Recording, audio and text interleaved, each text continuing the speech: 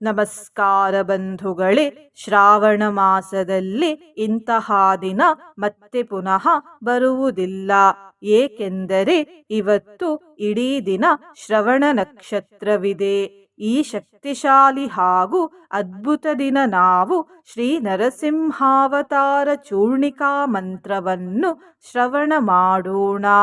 ಇಂದು ಈ ಮಂತ್ರವನ್ನು ಆದಷ್ಟು ಹೆಚ್ಚು ಬಾರಿ ಶ್ರದ್ಧಾಭಕ್ತಿಯಿಂದ ಪಾರಾಯಣ ಅಥವಾ ಶ್ರವಣ ಮಾಡಿದರೆ ಆಪತ್ತು ಮತ್ತು ಸಂಕಷ್ಟಗಳಿಂದ ಸದಾ ರಕ್ಷಣೆ ಸಿಗುತ್ತದೆ, ಸಂಪತ್ತು ವೃದ್ಧಿಯಾಗುತ್ತದೆ, ದುಃಖ ದೂರವಾಗುತ್ತದೆ, ದುಷ್ಟಶಕ್ತಿಗಳು ನಾಶವಾಗುತ್ತವೆ ಮತ್ತು ಕೀರ್ತಿ ಲಭಿಸುತ್ತದೆ. ಇಂದಿನ ಮನೆಮದ್ದು ಹೀಗಿದೆ. ರಕ್ತಹೀನತೆಯ ಸಮಸ್ಯೆ ಇರುವವರು ಈ ಮನೆಮದ್ದನ್ನು ಉಪಯೋಗಿಸಿ. ರಕ್ತಹೀನತೆ ಅಂದರೆ ಹಿಮೋಗ್ಲೋಬಿನ್ ಪ್ರಮಾಣ ಕಡಿಮೆ ಇರುವುದು. ಎಳ್ಳನ್ನು ಹುರಿದು ಕುಟ್ಟಿ ಪುಡಿಯನ್ನು ತಯಾರಿಸಿಕೊಳ್ಳಿ. ಪ್ರತಿದಿನ 1 ಚಮಚ ಪುಡಿಗೆ ಸ್ವಲ್ಪ ಬೆಲ್ಲ ಮತ್ತು 1 ಒಣದ್ರಾಕ್ಷಿಯನ್ನು ಹಾಕಿ ಬೆಳಿಗ್ಗೆ ಸೇವಿಸಿ. ಈ ರೀತಿ ಮಾಡುವುದರಿಂದ ರಕ್ತಹೀನತೆಯ ಸಮಸ್ಯೆ ದೂರವಾಗುತ್ತದೆ.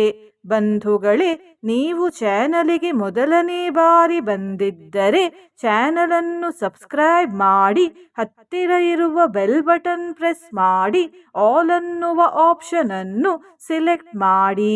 ನೀವು ಸಬ್ಸ್ಕ್ರೈಬ್ ಮಾಡಿದರೆ ನಮಗೂ ಇನ್ನೂ ಹೆಚ್ಚು ವಿಡಿಯೋ ಮಾಡಲು ಸ್ಫೂರ್ತಿ ಸಿಗುತ್ತದೆ ಮತ್ತು ನಿಮಗೂ ನಮ್ಮ ಹೊಸ ವಿಡಿಯೋ ಅಪ್ಲೋಡ್ ಆದ ತಕ್ಷಣವೇ ಸಿಗುತ್ತದೆ. ಮಂತ್ರಶ್ರವಣ ಮಾಡುವಾಗ ಓಂ ನರಸಿಂಹಾಯ ನಮಃ ಎಂದು ಕಮೆಂಟ್ ಮಾಡಿ ಬಂಧುಗಳೇ. ಮಂತ್ರಪಾರಾಯಣವನ್ನು ಶುರು ಮಾಡೋಣ. ಪ್ರಪನ್ನ ರಕ್ಷಣಾಯ ಪರಿಸ್ಫೋಟಿತ ತನ್ಮಹಾಸ್ತಂಭೇ ಪರ್ಯದೃಶ್ಯತಾ ಪರ್ಯದೃಶ್ಯತಾ. ಪ್ರಪನ್ನ ರಕ್ಷಣಾಯ ಪರಿಸ್ಫೋಟಿತ ತನ್ಮಹಾಸ್ತಂಭೇ ಪರ್ಯದೃಶ್ಯತಾ ಪರ್ಯದೃಶ್ಯತಾ. ಪ್ರಪನ್ನ ರಕ್ಷಣಾಯ ಪರಿಸ್ಫೋಟಿತ ತನ್ಮಹಾಸ್ತಂಭೇ ಪರ್ಯದೃಶ್ಯತಾ ಪರ್ಯದೃಶ್ಯತಾ. ಪ್ರಪನ್ನ ರಕ್ಷಣಾಯ ಪರಿಸ್ಫೋಟಿತ ತನ್ಮಹಾಸ್ತಂಭೇ ಪರ್ಯದೃಶ್ಯತಾ ಪರ್ಯದೃಶ್ಯತಾ. ಪ್ರಪನ್ನ ರಕ್ಷಣಾಯ ಪರಿಸ್ಫೋಟಿತ ತನ್ಮಹಾಸ್ತಂಭೇ ಪರ್ಯದೃಶ್ಯತಾ ಪರ್ಯದೃಶ್ಯತಾ. ಪ್ರಪನ್ನ ರಕ್ಷಣಾಯ ಪರಿಸ್ಫೋಟಿತ ತನ್ಮಹಾಸ್ತಂಭೇ ಪರ್ಯದೃಶ್ಯತಾ ಪರ್ಯದೃಶ್ಯತಾ.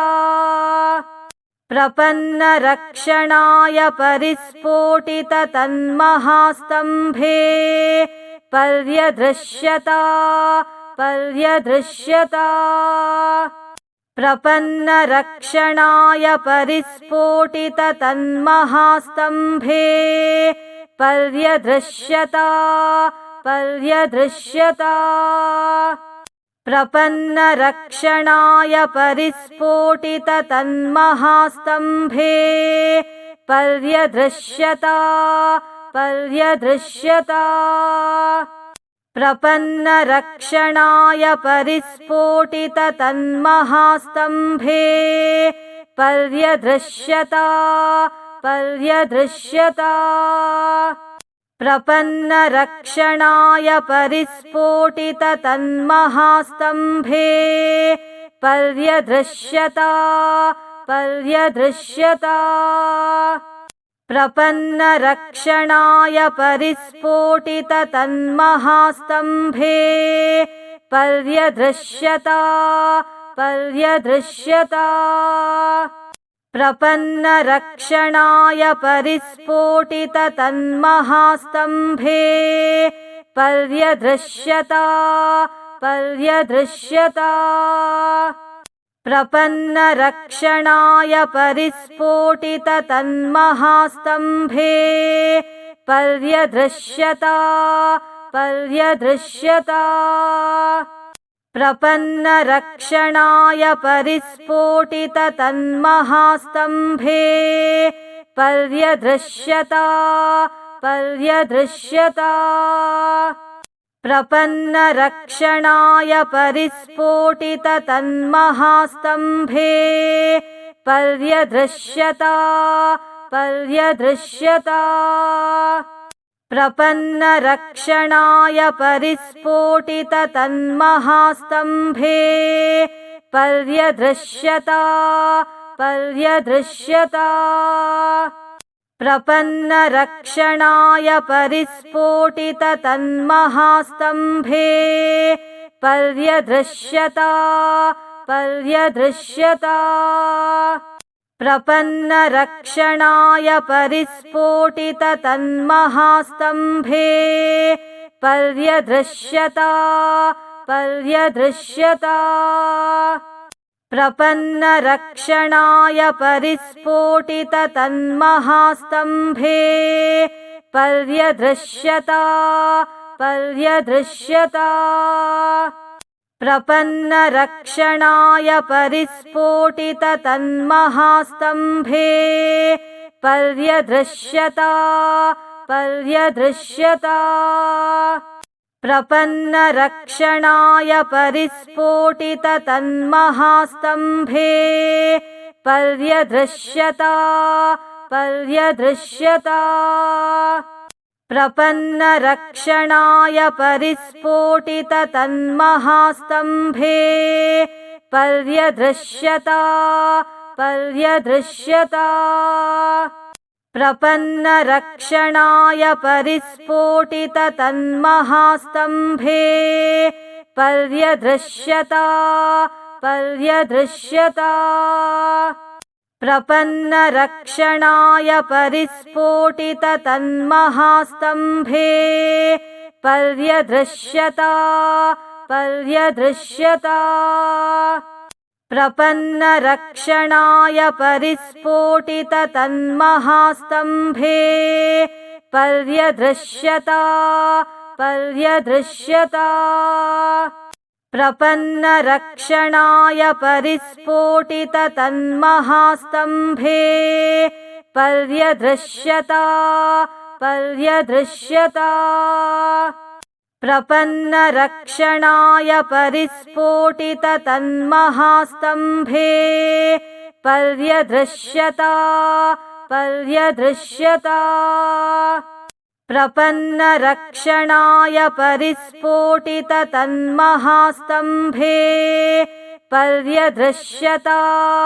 पर्यदृश्यता प्रपन्नरक्षणाय परिस्फोटिततन्महास्तम्भे पर्यदृश्यता प्रपन्नरक्षणाय परिस्फोटिततन्महास्तम्भे पर्यदृश्यता प्रपन्नरक्षणाय परिस्फोटिततन्महास्तम्भे पर्यदृश्यता प्रपन्नरक्षणाय परिस्फोटिततन्महास्तम्भे पर्यदृश्यता प्रपन्नरक्षणाय परिस्फोटिततन्महास्तम्भे पर्यदृश्यता प्रपन्नरक्षणाय परिस्फोटिततन्महास्तम्भे पर्यदृश्यता प्रपन्नरक्षणाय परिस्फोटिततन्महास्तम्भे पर्यदृश्यता प्रपन्नरक्षणाय परिस्फोटिततन्महास्तम्भे पर्यदृश्यता प्रपन्नरक्षणाय परिस्फोटिततन्महास्तम्भे पर्यदृश्यता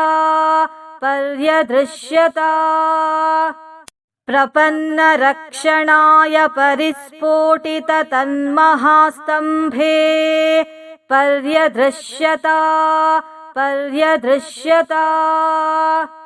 प्रपन्नरक्षणाय परिस्फोटिततन्महास्तम्भे पर्यदृश्यता प्रपन्नरक्षणाय परिस्फोटिततन्महास्तम्भे पर्यदृश्यता प्रपन्नरक्षणाय परिस्फोटिततन्महास्तम्भे पर्यदृश्यता प्रपन्नरक्षणाय परिस्फोटिततन्महास्तम्भे पर्यदृश्यता प्रपन्नरक्षणाय परिस्फोटिततन्महास्तम्भे पर्यदृश्यता प्रपन्नरक्षणाय परिस्फोटिततन्महास्तम्भे पर्यदृश्यता प्रपन्नरक्षणाय परिस्फोटिततन्महास्तम्भे पर्यदृश्यता प्रपन्नरक्षणाय परिस्फोटिततन्महास्तम्भे पर्यदृश्यता प्रपन्नरक्षणाय परिस्फोटिततन्महास्तम्भे पर्यदृश्यता प्रपन्नरक्षणाय परिस्फोटिततन्महास्तम्भे पर्यदृश्यता प्रपन्नरक्षणाय परिस्फोटिततन्महास्तम्भे पर्यदृश्यता प्रपन्नरक्षणाय परिस्फोटिततन्महास्तम्भे पर्यदृश्यता प्रपन्नरक्षणाय परिस्फोटिततन्महास्तम्भे पर्यदृश्यता प्रपन्नरक्षणाय परिस्फोटिततन्महास्तम्भे पर्यदृश्यता प्रपन्नरक्षणाय परिस्फोटिततन्महास्तम्भे पर्यदृश्यता प्रपन्नरक्षणाय परिस्फोटिततन्महास्तम्भे पर्यदृश्यता प्रपन्नरक्षणाय परिस्फोटिततन्महास्तम्भे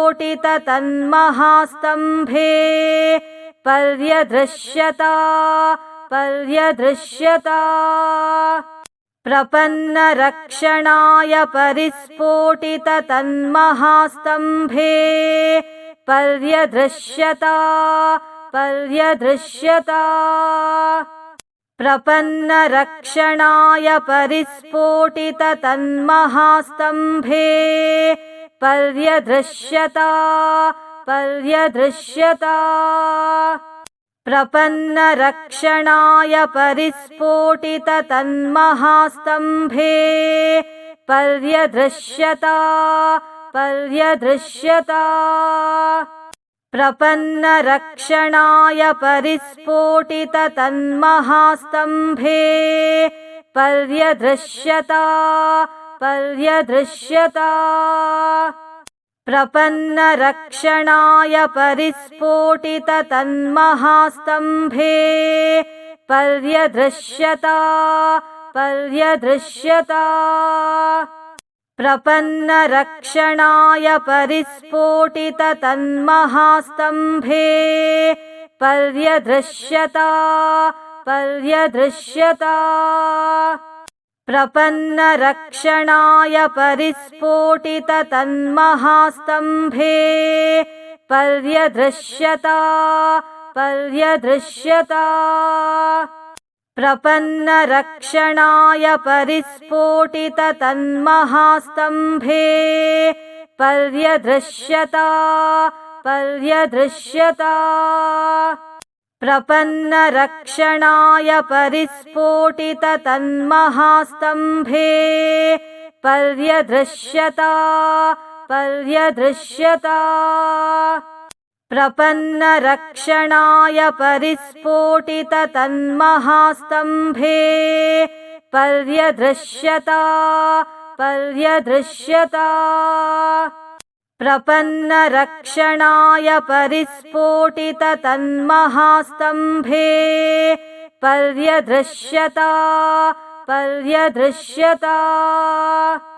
प्रपन्नरक्षणाय परिस्फोटिततन्महास्तम्भे पर्यदृश्यता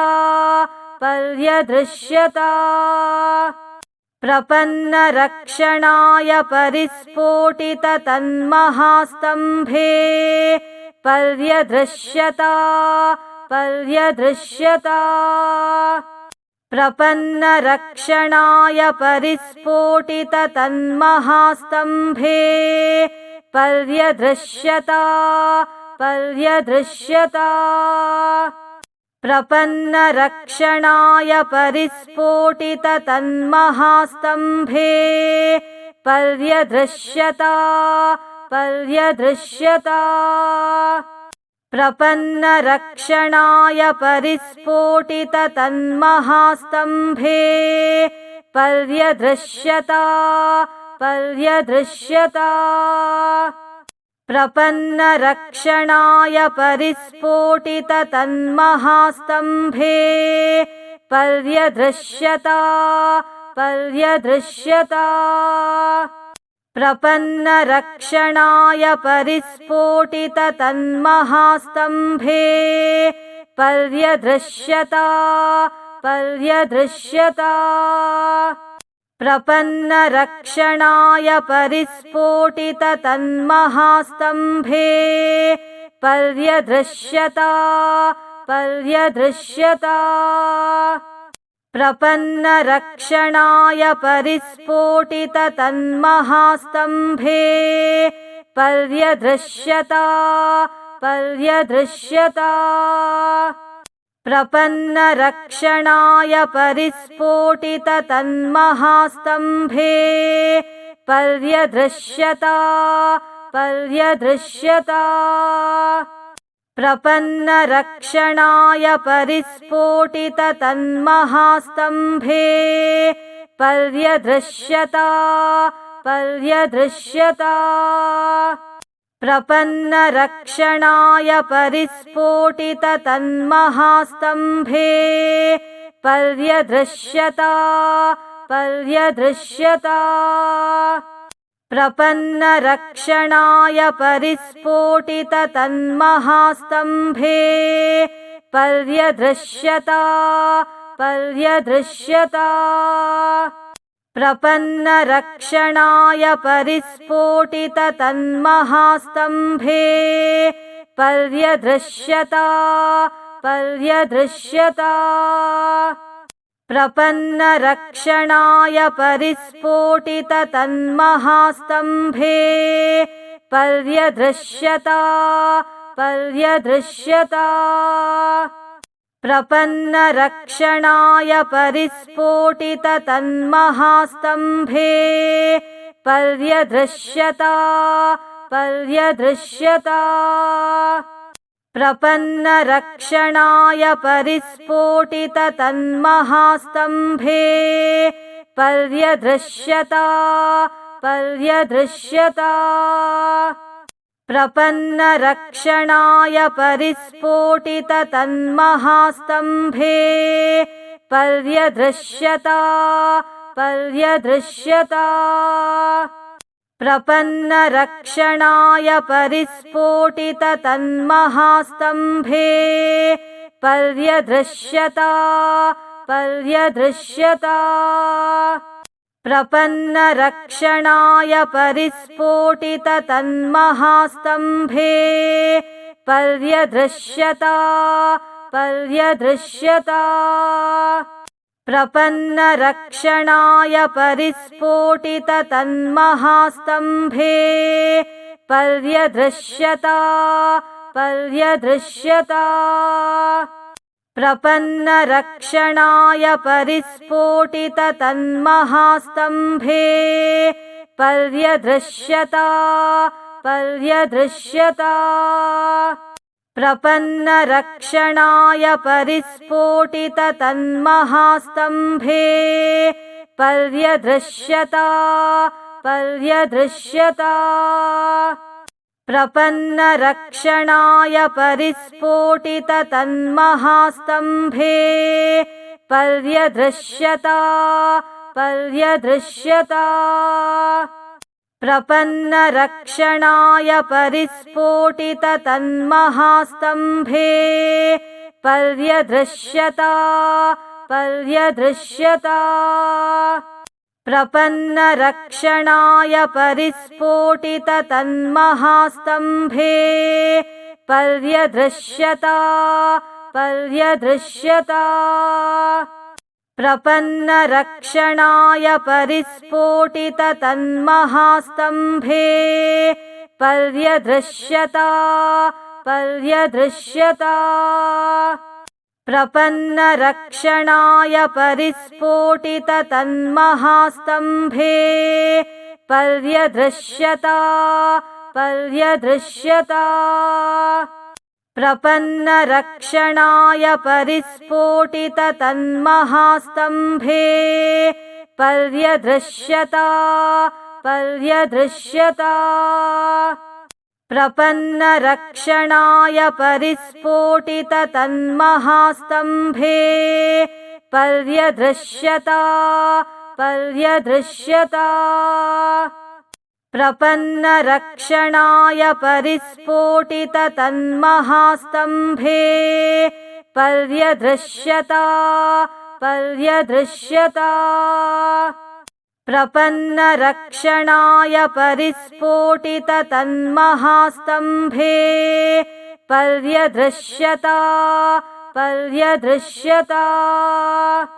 प्रपन्नरक्षणाय परिस्फोटिततन्महास्तम्भे पर्यदृश्यता प्रपन्नरक्षणाय परिस्फोटिततन्महास्तम्भे पर्यदृश्यता